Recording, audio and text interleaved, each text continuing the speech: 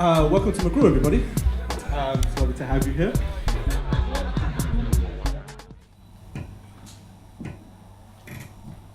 My mother told me to hold my name like a storm waiting to break.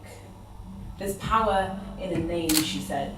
In the same breath, she told me that power is reserved for men, and because they named things like oceans and continents and my body, they became kings. There's power in a name, she said.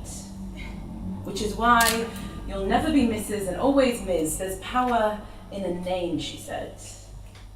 I took it with pinches of salt, and my youth and I laughed at her, but as I stand opposite him, asking why he still won't call me girlfriend, I remember my mother's words. There's power in a name. He says it's just easier this way.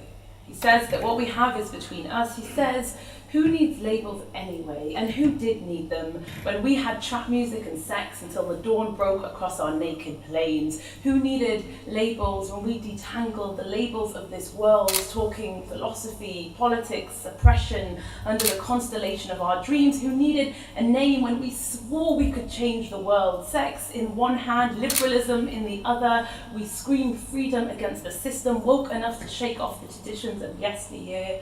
So who needed a name anyway? But there's power in a name.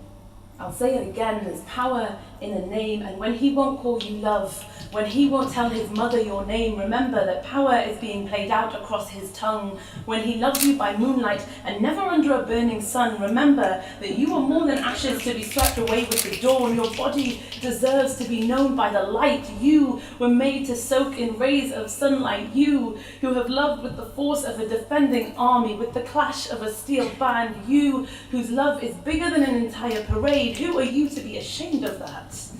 To be able to love like that is to rise a new dawn, is to begin the earth again. You have not held the darkness at bay this long to sit in the shadows with a late at night kind of love. You have not learned how to speak just to silence the love tumbling from your lips.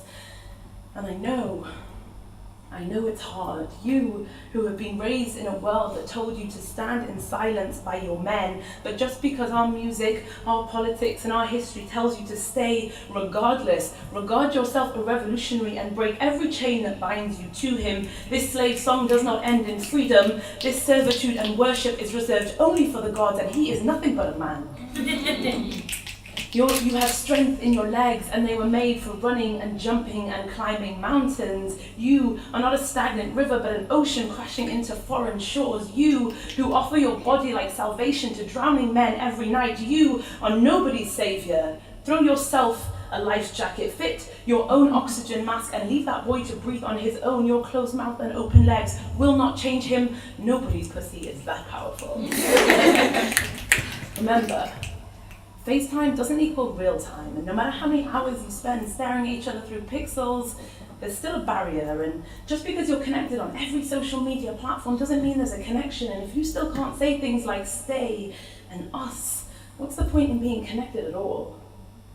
Leave the house, burn the bridge, cut the roots that strangle you back to him. You cannot fight for somebody who will not get in the ring with you. There are battles worth fighting for, and this war of half-love is not it. And when he tells you he just doesn't like to mix work and pleasure, remember, you're doing the work and he's taking his pleasure. Thank you.